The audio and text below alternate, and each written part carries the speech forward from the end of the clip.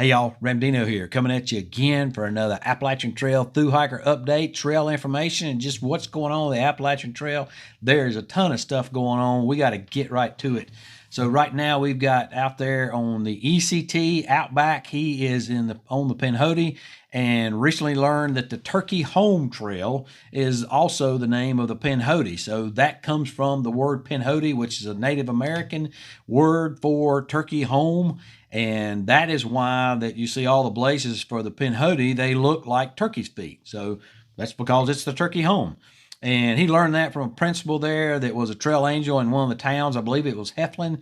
And it was pretty neat, that the main principal, I guess the only principal in town there, it must have been a small town, but he was also doing trail angel for him. And, that's just an example of how going from community to community and kind of diving into the community and what's going on with folks there and just getting to know folks there, how you can learn a little bit of knowledge about what you're doing there. So that was awful neat to hear that. He said the Alabama mountains are particularly remarkable, and he would highly recommend hiking there, particularly if you are getting ready to train for the Appalachian Trail. He said that is really good training ground for that. He has made it across the border from Alabama to Georgia, and he's got about 100 miles remaining on the Pinhoti before he hits the Benton McKay. Benton McKay will be the last trail before he gets on the AT up at Springer. So he's got no injuries to report.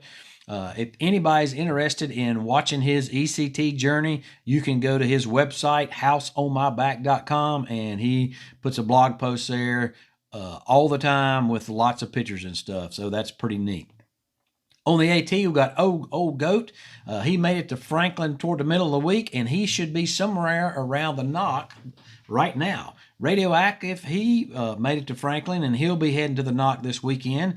He got to experience his first trail magic there, and somebody anonymously paid for his stay at one of the local hostels. So that was pretty awesome. He was blown away by that. So if you're watching this and you did that for him, that really meant the world for somebody to do that for him. It just really brightened his day and really his whole trip, and he'll never forget that, I'm sure.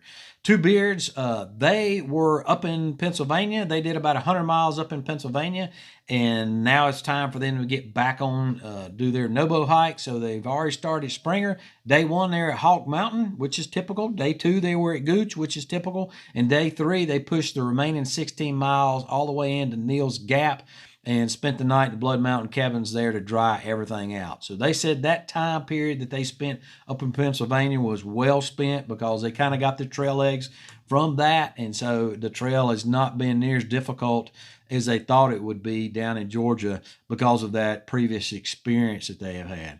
They said that the shelters have been full to capacity with only tent spaces left, and that some people have been taking zeros in shelters, when there's bad weather.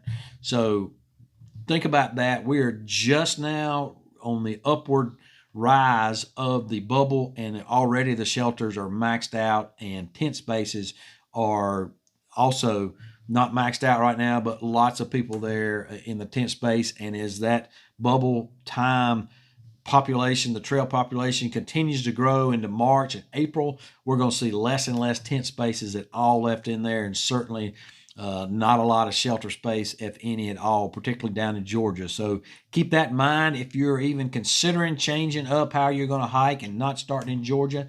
I think that would be a great idea. Elias, he is past Newfound Gap in the Smokies. He went up to Klingman's Dome, and there was 80 miles an hour gust up at Klingman's Dome. He said he had a blast, so it probably felt like he was in a wind tunnel type of blast. So, but in any case, he said it was pretty neat. Unfortunately, he was going into Gatlinburg, and they had closed the road up to Newfound Gap from Gatlinburg. So he hiked about 9.5 miles. It's actually 15 miles down there, but he hiked 9.5, and then a ranger picked him up, took pity on him, and took him down the rest of the way. But they do close that road for inclement weather like snow, but they'll also close it when they're expecting high winds because there's nothing but trees all the way down there pretty much. and those trees come down, block the road, and you'll get trapped up there you could get trapped up there in really bad conditions you're not prepared for. So they will shut down that road. Keep that in mind as you're hiking through there. There's a distinct possibility that they could shut down that road if it's windy or snow or anything like that. He did say before Fontana at Cable Gap Shelter there was some trash, like a sleeping pad and a tarp and some other junk that was in the shelter. So same thing he saw up at Blood Mountain where somebody left gear there. That means somebody's got to pack it out, probably a trail maintainer. Again, thankless task that these trail maintainers do, and thank you, trail maintainers, for what you do out there. But in any case, probably not a thru hiker that did that, probably not even a section hiker. Not real sure why somebody would do that, but in any case, that seems to be an issue this season. But he did say the Smoky shelters are all clean. There's been no mice so far. Lots of ice the last 4 miles from Clingman's Dome to Newfound Gap. He did say that he's in front of the bubble because he's only had like 1 or 2 shelter mates and sometimes 0 shelter mates while he's been in the Smokies. He did run into a Sobo hiker from 2021 that in the Smokies. So all that's great information. Thank you, Alias. And any other thru hiker out there, that please send me along with your update. We'd like to have any trail information so those folks coming behind you know kind of what to expect and what the conditions are up there in front of them. Aquaman, he is our 2002 Sobo hiker, and he our first one, and he is in Massachusetts. He said the night started around 0, but they have since warmed up, and most of the snow's gone. He's got 50 plus days, Fahrenheit days that he's out there, so mainly just some ice in the shadows, lots of clean dirt sections. He is taking a couple days off with his family and swap out some of his gear for milder temperatures, and then he'll be getting back on. He is almost through with Massachusetts. So Funky Town, met her there at Above the Clouds Hostel on Super Bowl night and got to spend some time with a lot of folks there. She was one of them, and it was neat to meet her. So she'll be done with Georgia in a day or so. Bart Gremlin, he's through the Smokies. He said snow and ice on the trails in the Smokies was awesome. So I hadn't heard people refer to ice as being awesome, but he enjoyed it. And he said after Clingman's Dome, basically 10 miles of ice on and off all the way to the Gap. So not sure that there's 10 miles between those two, but in any case, there was a lot of ice between Clingman's Dome and Newfound Gap. And he did take a Nero there in Gatlinburg with Greg from Maryland. Greg from Maryland reports in that they have made it through the Smokies, and it was a very tough week of weather with snow, ice, and wind and rain, but they prevailed, and they are ready to keep moving north. The Breeze, he is just past the Knock or somewhere around Fontana. He reports just after Stokoa Gap that the ground gets really saturated. The leaves are cold and wet.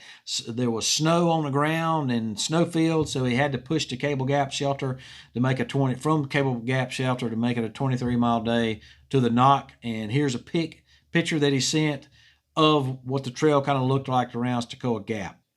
Jim Mays got started this past weekend from Springer. Mushroom and Pink Hot Dog, they are heading into the Smokies.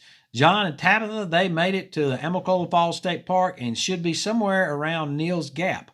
Sam Shaw, he is heading into the Shenandoahs tomorrow, so I think he's the furthest north person that we're tracking right now. He says there's next to no snow left, but occasionally in the 45-degree ice slopes where the trail is cut into the side of the hills, it can get a little treacherous there. So in the shade and stuff like that, it can get a little icy.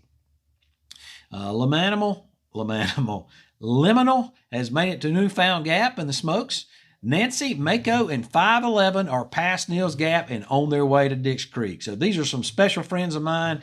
Got the opportunity to hike with them on the foothills, and then they were gracious enough to let me come and be a part of them starting up at Springer, them starting their epic adventure and journey on the Appalachian Trail, Nobo.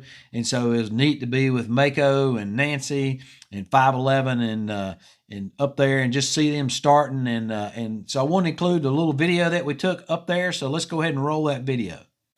So we're here with Nancy and Mako and Evan, and they are just getting ready to start their epic adventure. And we were so excited that they allowed us to come and be a part of it. So it's just really neat to be here. So Nancy, I'm gonna let you go first since you got to speak for two of you. Tell us why. Tell us what it's like to be here and why you're doing it. I'm so emotional. I wanted to do this since I was like 16, when I read the book A Walk Across America, and this young man walked with his dog. And I've always loved animals. Mako is a standard poodle. We've been training almost about 2 years. So we hike about 4 times a week, and so I'm just so excited every day to wake up in God's creation and see what the day brings. Well, you got a lot of days in front of you, so that's going to be interesting to see what they bring. Evan, same question for you. Well, I'm at a point in my life, I'm ready for a new adventure. You know, time's ticking by. I've always dreamed of doing this. I've hiked parts of the trail up in Maine, Virginia, all sorts of different places, and now I'm going to stitch it together and get it done. And there's no time like the present. I'm ready for a big adventure. So. What's it like being here at this rock? Oh, I'm just so excited. I'm telling you, I feel like I drank 10 cups of coffee and I didn't drink a single one. I just got to remember to drink some water and eat some food. I'm so excited. And y'all made it special, meeting us down here and all. It's so special to be here with y'all. I've never been with hikers when they got ready to start, particularly folks I'd already hiked with and developed a relationship. So it's just neat to be with y'all, and just appreciate the opportunity to be here with y'all. You're our family. Yeah, that's right. That's right. All right. Well, we'll be looking forward to y'all's updates along the trail. Very cool. Awesome. Very cool. Thank you. Thank you.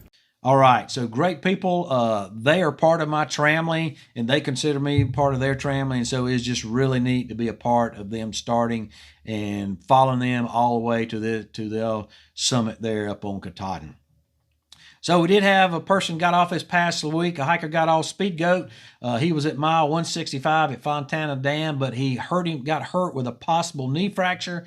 So he had to get off trail to go back home to the doctor to figure it out what it is and heal up from that injury and try to get back out on the trail later. So we got some starters next week. As we get into the bubble, so do those that are registered with me on my hiker support list. Those continue to increase, so we're going to go through them real quick because there is a ton of folks that are starting this next week. So all their links are on my support list, and that link is down below. So go to that link, and then you'll go to that spreadsheet, that Google spreadsheet, and then you'll see everybody's social media, and please go there and support them. Give them an attaboy or attagirl all the way throughout their whole epic journey.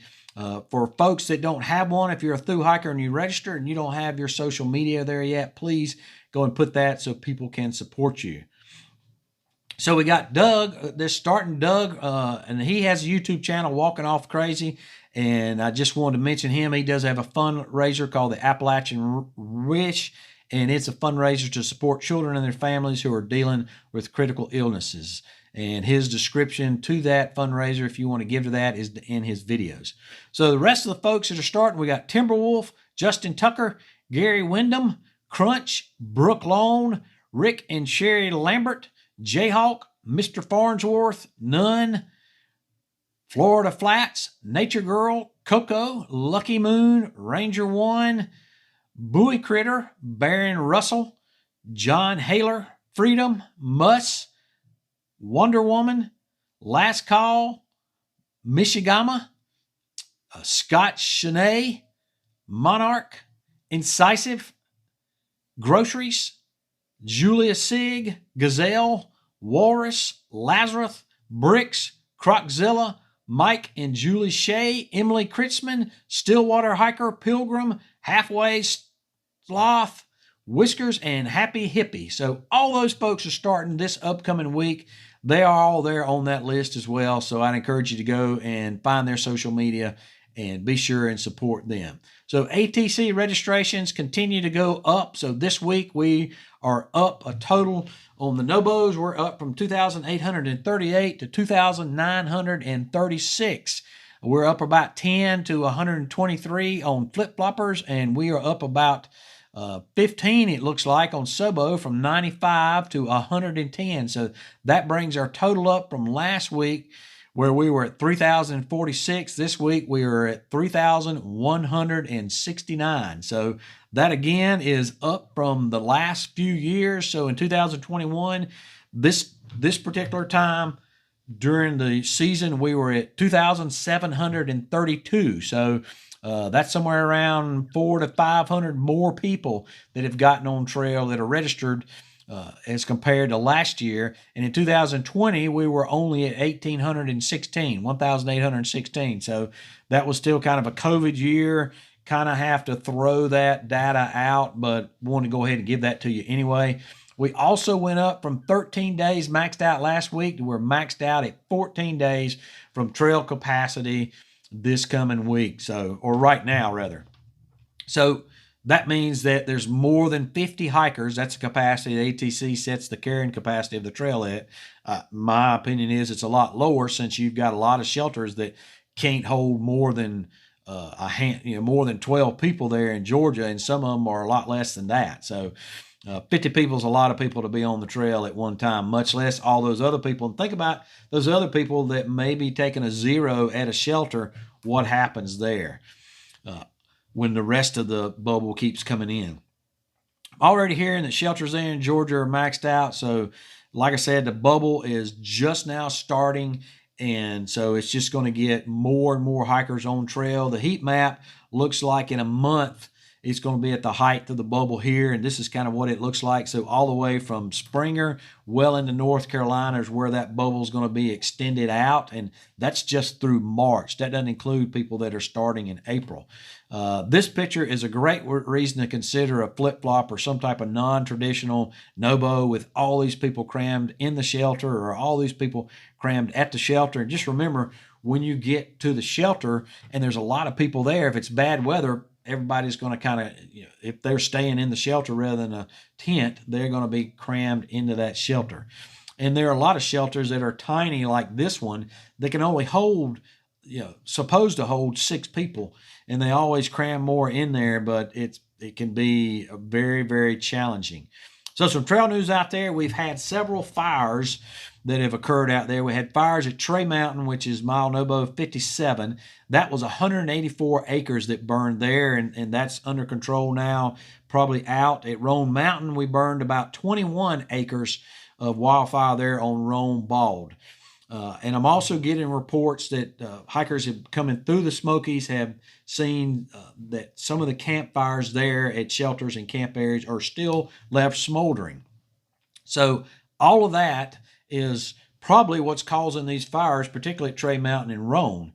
And the reason being, during the time period when those fires started there, we didn't have any storms, so it's not lightning. It's more than likely getting started by hikers. So please, please put your fires out till they're cold out. By cold out, I mean you put so much water on there, stir it around with a stick, pour more water on there till you can stick your hand in those coals and that fire's cold out. Because we don't want anything, to happen to the environment out there, but we especially don't want sections to be shut down where other hikers behind you can't go through that section and have to skip around and come back and pick it up later. That gets to be an issue. And speaking of another issue, I've got reports that there's a lot of toilet paper and just blatant cat holes that have not been dug properly and covered up properly around the shelter areas in the Smokies. So those shelters that don't have privies, and not all of them do, let's get well away from those shelters. There are some designated toilet areas up there, so use those. They can be quite a minefield, but get well away from the shelters, more than 200 feet, get 200 yards away from the shelters. And then after my recent post, last time I posted about the ATC and they were hiring created another position, and I had a little bit of sarcasm along with that. That's just me. You know how I am if you watch this channel too much. But what came out of that was really cool. So I had the senior regional director in the Southern District for the ATC, and that was Andrew Downs. So he contacted me and offered to be a resource for me to reach out to him with any questions I had about the ATC in Virginia. And because of where he's at, his position, hopefully he'll know about other stuff that is going on other than just in Virginia. But of course, I jumped at the opportunity to have a resource like that. And so I asked him a litany of questions about the MVP, the Mountain Valley Pipeline. Now, you probably hadn't heard a lot about that lately. One reason is the ATC doesn't really talk about it much lately. And that was where the ATC was against the Mountain Valley Pipeline, and then and they were very vocal about that. And then they took a $19.5 million donation from them, and hasn't all come at one time, but they took that, and at that point they kind of got a little quieter, and so some people had problems with that. Now, we're not going to talk a lot about that right now, but I will say that the pipeline was coming, and the 19.5 was a donation, so they kind of made lemonade out of lemons there. It was coming whether the donation was given or not. So, and we'll talk about that with Andrew in an upcoming video.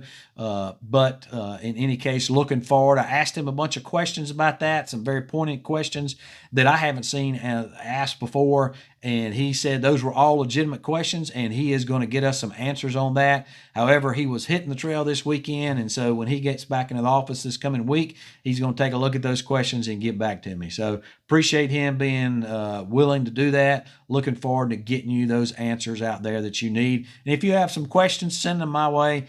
Legitimate questions, kind questions, and I will be glad to ask those for him. We certainly want to keep anything we ask with him very civil, but nothing wrong with asking direct and pointed questions. So Miss Janet, she got spoofed in the middle of her fundraiser. Miss Janet is a trail angel out there, and if you know anything about the AT, you know of Miss Janet just like you know of Fresh Ground. So Fresh Ground had a problem.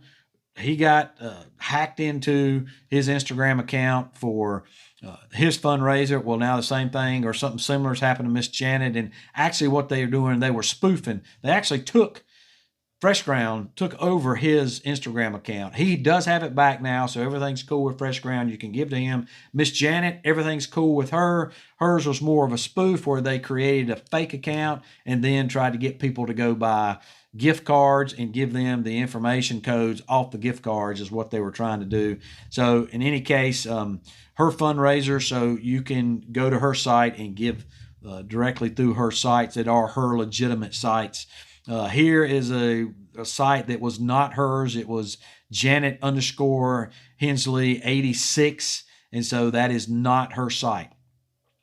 So in any case, those are some things that are happening out there. Just a ton of things going on with Thru Hikers. So excited about this season that's going on right now. Hope you are. Subscribe to this channel. Leave me a comment. Love your comments down below. Love answering your comments, all of them. And you always give me some great comments. And give me a thumbs up. That helps this channel with the algorithm and YouTube and getting it out to other people and helping not only grow this channel. Speaking of which, we're fast approaching 10,000 subscribers out there. So that is not about me. It's about you guys and about the hiker community. So go and share this channel with other folks as well. Help me build this channel and help me support the Thru Hikers. As always, appreciate you, and we'll see you out there.